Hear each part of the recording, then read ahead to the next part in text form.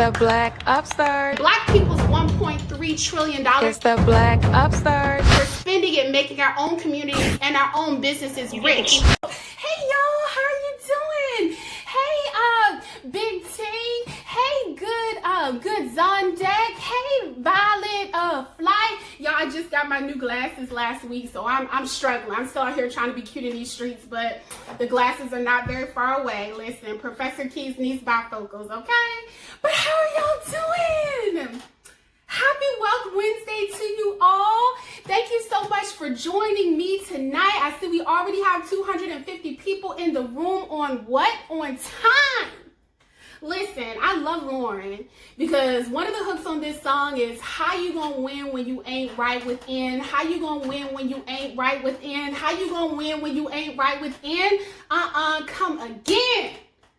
Tonight, we are going to be talking about credit and how you can raise your credit score 20, 50, 75, 100 points by using tactics that you don't often hear on the internet, but that are incredibly effective.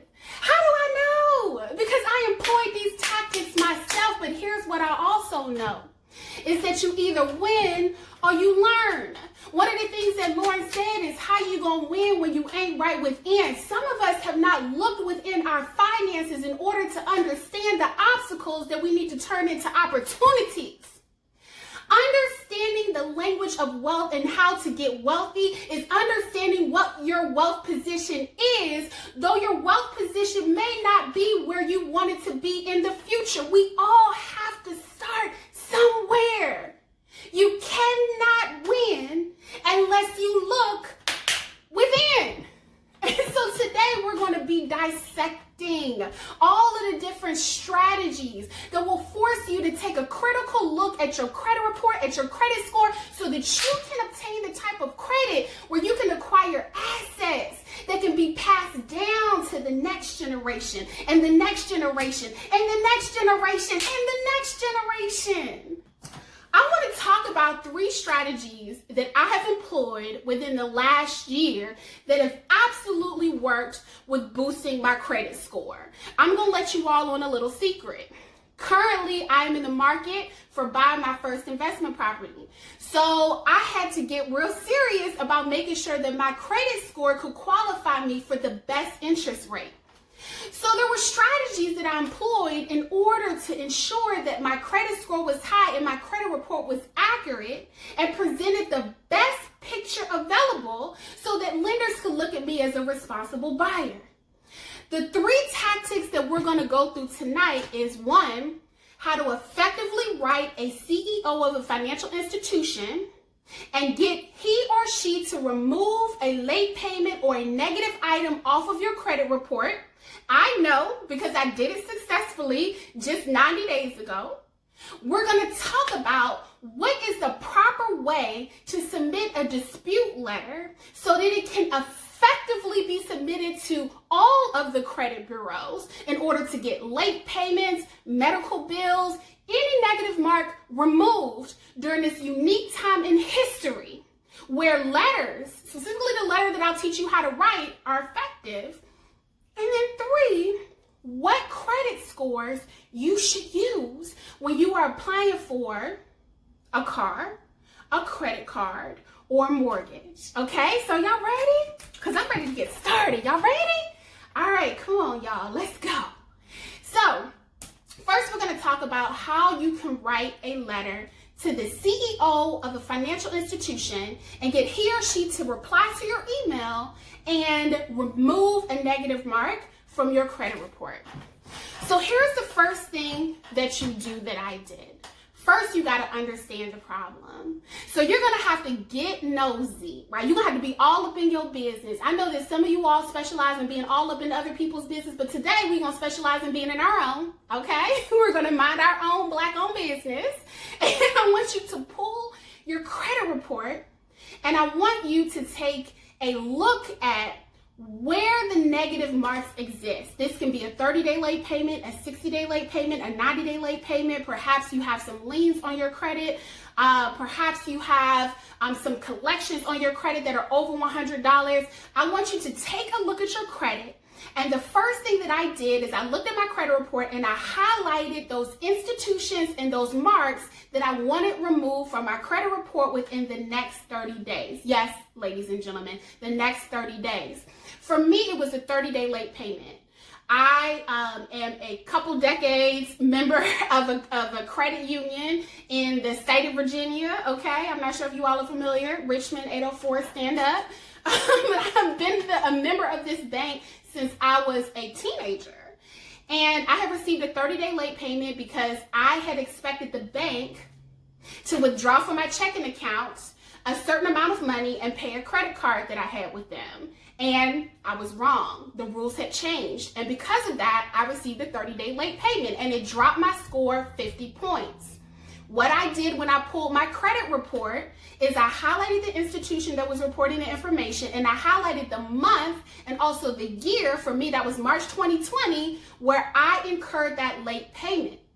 Where can you pull your credit report? You can pull it from annualcreditreport.com. You can pull it from freecreditreport.com. For me, I pulled my credit report from Experian.com. And the reason why I pulled it from Experian is because Experian will give you the credit report and also the credit score. So on annualcreditreport.com, yeah, you can get your credit report and yeah, you can see all of this information, but it will not tell you what your score is. Okay, for me, my goal was always to keep my credit score in the 700s, and if it drops in the 600s, at 670 and above, okay, because that's what's considered fair and above, 670 and above, okay. So I used Experian because Experian allowed me to pull my credit report and my credit scores across all 3 credit bureaus, Experian, Equifax, and also TransUnion, okay. Secondly, what I did is I took a look at, all right, when did I incur this mark? What I read on the internet and before I operationalized it for myself and it worked was that a lot of financial institutions are more forgiving if you're submitting for forgiveness for a 30-day late payment and in very few instances a 60 or a 90-day payment. So if you've been late, okay, 30 days, then there's a high probability that you can get this negative mark removed. Secondly, I looked at the month and the year. So a lot of CEOs are being benevolent. They're being real nice to their customers right now. They're like, come on, bring that little cheek over here so I can kiss it. I'm talking about the cheek on your face, not the cheek behind your back, not the back and crack, okay? And if you incurred a late payment specifically, anytime last year, starting February, all the way up to now, they're being a little more lenient because we know what happened in February. The economy began to close. People began to lose income. People began to lose jobs. People began to lose benefits. And a lot of people began to struggle in their financial life as the country, really the world, grappled with a huge pivot related to the pandemic. So I want you to look at your credit report and I want you to find the financial institution, the month and year from February 2020 all the way up to date, okay? Now, once you've done that, okay, you've confirmed that this information exists, you've confirmed the month and the year, you've confirmed that this is something that you want to dispute. The next step is you want to get in touch with your financial institution. Now, this is one of the things that I've seen a lot of people do. They're like, I called my financial institution up, and I was like, Shirley, I need the email address and the phone number of the CEO. And guess what Shirley said? No, baby, we don't do that. Click up. You know why they don't do that? Because they don't just give CEOs telephone numbers and email addresses away to the general public. The common knowledge among most professional workplaces is that the CEO should be the hardest person to get in touch with. So the last thing that you want to do if you cannot find the CEO's email address and phone number on the internet, which I anticipate it's going to be really difficult to do, is you want to call, you want to talk to Miss Shirley about your issue. Hey, I was looking at my credit report and I saw this so-and-so credit union reporting me 30 days late payment. And I would just like to send you, Miss Shirley, I would love to send you just a letter explaining to you why I was late. And you know what Miss Shirley is going to do? Miss Shirley is going to give you her email address. Okay? That's what Miss Shirley is going to do.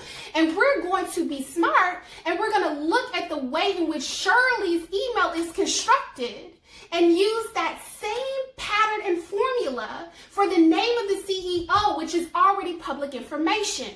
Keys, what do you mean? Well, if it's Shirley Williams, right? Shirley Williams, she my great aunt, she working at the financial institution. She's like, oh baby, just email me at shirley.williams@creditunion.org. Well, now you know that the institution, the way in which they structure the emails is first name dot last name at institution.org at institution.com. That's how you get it. I see people on the internet that have heard this advice before and they're like, well, I wasn't able to get the CEO's email address. It's not on the internet. Miss Shirley wouldn't give it to me. Karen, she over here throwing her blonde hair at me talking about no, Shanae, I'm not giving you the CEO's email address. Now what? Bucking at you on the phone, acting like you wouldn't pull up. But listen, that's another live. You want to get that. And one of the things that I did when I got Miss Shirley's email address is I said, okay, first name dot last name at institution.org. I did first name dot last name. I did first initial and last name. I did last name and first initial. Try 5 or 6 different formula or patterns for the email addresses and email all of them individually. And the reason why I say that, if the email gets knocked back, who's going to be embarrassed? Who? You? Deal with it. It's you, yourself, and you. It's me, myself, and I. You'll get over it if it bounces back. Because we're looking for the win within. That's why we started out with Miss Lauren, right? How you gonna win when you're not right within? Listen, we're looking for the win within the information that we acquire strategically. Whenever I hear no, I'm always thinking T and yet is on the other side of that. It's not no, it's not yet. If Shirley don't want to give you her email, hang the phone up on Shirley. Okay, Shirley, goodbye. I'm calling back. Hello, Bob. I need to send you an email. What's your email address? Keep trying. Be persistent, because at the end of the day, you are responsible for your wealth journey and the extent to which you will exceed on your wealth road. So we talked about pulling your credit report. We talked about the month and year, right, that will be most advantageous to you getting a negative mark removed. And then we also talked about how you get in touch with the CEO. The reason why people are taking this route is because usually when you email the CEO, he or she is not emailing you back. All right. Now, it might come from their email address, but they're doing other things. With CEOs of financial institutions, they normally have an administrative assistant or even a small staff checking their emails. And there have been internal meetings that have taken place that said, in these circumstances, right, you're authorized to make decisions on my behalf. When I sent an email to my credit union, the administrative assistant responded on the CEO's behalf, right? So I don't want you to psych yourself out and be like, a CEO doesn't have time for me. No, baby, you special. You're special. You're ordained. You are chosen. Okay? People do have time for you, and we will affirm that in every way possible. Now, the third thing that you want to do, which also worked for me, is you want to see if the financial institution has a board of directors or a committee that reviews decisions like this. So with my financial institution, they had a supervisory committee. And there was an email address where if you decided to send information to the supervisory committee, it went to everybody on a board who made decisions that were reviewed by who? The CEO. So the day that I sent the email, I sent it to the CEO, I sent it to the supervisory committee, and within 48 hours, I received a reply from the CEO's assistant and from the chairwoman of the supervisory committee. So you also want to use that as an avenue as well, right? We have 15 to 30 seconds when we're doing the reels, so sometimes it's not easy to fit that information in there in less than 30 seconds before we get cut off. So you also want to look for the board. You also want to look for any committees that review customer complaints. Okay, we were looking at the board level where the CEO shows up to their monthly meetings, their quarterly meetings, or their bi-monthly meetings. Okay, so the next thing is we have to figure out what to say. All right, so one of the things that you want to do is you want to construct a letter that you know will be both persuasive, informative, and effective. Okay, say that with me. Persuasive, informative, and effective, right? Because time, remember, is a non-replenishable asset, and the way in which we spend our time, we want to make sure that we guarantee a return. In this instance, this return will be, we want an improved credit report, and we want a boosted credit score. So I want to share with you the mechanics of the letter that I wrote, right? In order for you all to be effective when you write your own letters. So the first thing that I did was my first sentence was a greeting. So sometimes people get right into it. This is not a text message, right? It's not like, hey, what up, Bob? Call at me about my 30-day late payment. No. I want you to put on your HR voice. Y'all see that? It's been circling around the internet. They're like, when a girl's ready to break up with you, it's not no, hey, baby. It's a, hello, Jerome. Come on in and take a seat. Let's have a conversation. Put on your HR voice, but put it in an email. Okay? So you want a formal greeting. Dear so-and-so, dear Dr. Smith, right? Identify yourself. This is Professor Keys. You want to state how long you've been a member of the financial institution. I've been a member of this financial institution for the past 12 years. Today, I am writing to ask for your support removing a 30-day late payment. That should be your first sentence. Make it as formal as you can possibly make it. Okay, HR voice, pull up in there. You know, you love to use your HR voice when you over here talking about however, nevertheless. As I said, y'all love that. Hope all is well. Throw some of that up in there, okay? Be nice. HR voice, okay? We want to make this formal. So, draft it like you BCCing somebody, okay? So, next, what you want to do is, your next paragraph, you want to identify and clearly explain the information that you found in your credit report. So for me, I stated I pulled my credit report on this date and I discovered that I had a 30-day late payment March of 2020. Please see attached. We always want to attach receipts. You know, when you pull up somewhere, it's all talk unless you pull the receipts. We already know. People can talk all they want, baby, but that's a bark, that's not a bite.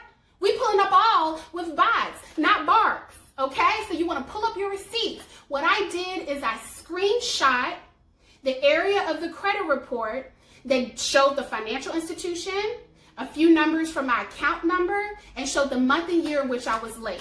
So they didn't have to go do their due diligence on my behalf. They already had all the information they needed in the event they wanted to make a quick decision, okay? So that's going to be your next paragraph. Third paragraph, you want to connect the late payment or the negative remark to the events that happened last year. Okay?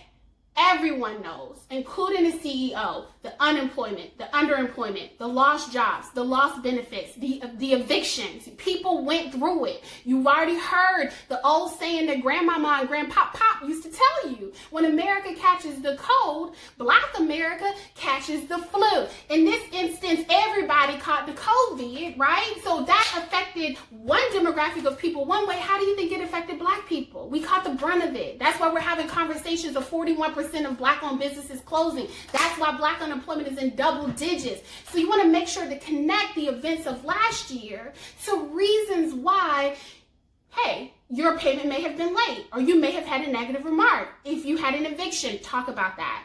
If you, your salary dropped, talk about that. If your business was in the middle of a pivot, my business used to go out and teach people in a classroom. Now we're teaching people online. It took us 60 days to pivot in order to make sure that we could generate the type of revenue and more that we realized pre-COVID days. So I want you to be intentional, okay, about connecting those dots, even if the late payment or the negative mark is legitimate. In my instance, it was legitimate.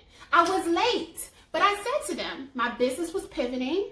We were constructing a strategy on how we would generate revenue, just like you and your family, Bob. You know, you always go, when you say the Bob face, you always gotta make that. Just like you and your family, Bob. You know, people always like pop their eyes when they say that.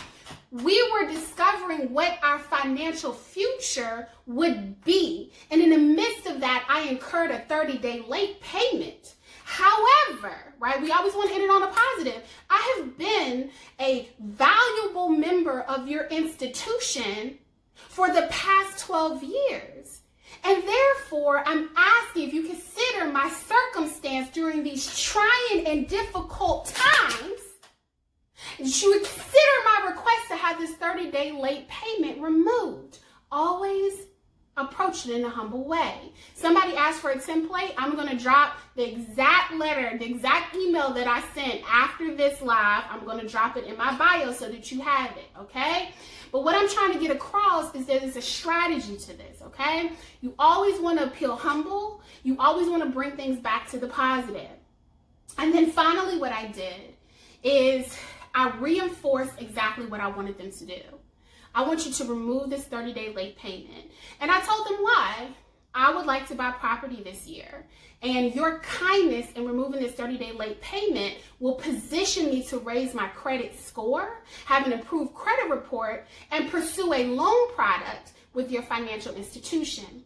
Never forget that this is a business, y'all. So they always looking for ways to keep you as a customer. Because if they keep you as a customer, then they can keep your cash flow, right, flowing into their coffers. And so my last statement to them, in the event Bob was still side-eyeing me, in the event Shirley still was like, I don't know about this Kezia. She was over here asking me for my email address, and the next thing you know, she slid up in your email box. Yes, I did, Miss Shirley. That's the face you give Miss Shirley. Bob, you give him a different face. But at the end of the day, I wanted to affirm that I want to be a valued customer moving forward. And if this is something that can be fixed for me, then I'm looking forward, right, to getting a mortgage with the financial institution, which means that there will be more cash flow and capital coming their way if we could just scratch each other's backs. Don't put scratch each other's backs in the email. And then I ended the email with my name, my phone number. Even though my email address was in the copy line, never, like, here's a rule for emails. Never make people try to look for information. Make it easy for them to find. And then I reminded them that my credit report was attached, and so was a screenshot of the 30-day late payment in question. I sent the email at 1 p.m. I heard back from the CEO and the chairwoman of the supervisory committee by 7 p.m. that night. And so what I'm telling you is that this works. In the event that you don't get that quick turnaround time, this was to a credit union that I've been a member of for a while, send the email again. Wait 2 weeks, send it again. Wait another 2 weeks, send it again. Because you best bet you're not the only person asking for this specific type of relief. Okay? So I want you to attempt this. I want you to not give up. I want this to be your first line of defense for getting specifically 30-day late payments. And the reason why I'm leaning into this is because when the assistant ended up calling me from the credit union, she asked me, well, are you sure this is a 30-day late payment? Is it 60-day late payment or a 90-day late payment? I was like, it's a 30-day late payment. And she was like, okay, because if it was a 60 or 90-day late payment, we could not remove it next business day. It may take some time, or we may not be able to help or support. So just keep that in mind, okay? So I'm just passing on what I know, all right? The more you know, ding, the more you know. You know how the light bulb goes off. All right, so let's keep going. Drop me a heart if that was helpful. Let me tell you something. When they took that 30-day late payment off and my credit score jacked up 40 points, I got up and I did. Listen, I was dancing all around my living room. I was like, I don't need a reel to dance. Let me go up here and throw some braids. I had braids then. I was like, let me throw some braids, child. I got that credit score is 50 pence higher. Yes, thank you, Bob. Thank you, Shirley. So let's keep going. The second thing, last thing before we keep going. Once they remove the 30-day late payment, you want to check that it was removed across all 3 credit bureaus. My late payment was removed from my Experian credit report and from my TransUnion credit report, but it was still showing on Equifax. So one of the things that I had to do was call them back. I called the assistant back and I asked for a letter, because this is sometimes what happens. You'll get grace, but grace will have a time limit. But I give you grace until 2022.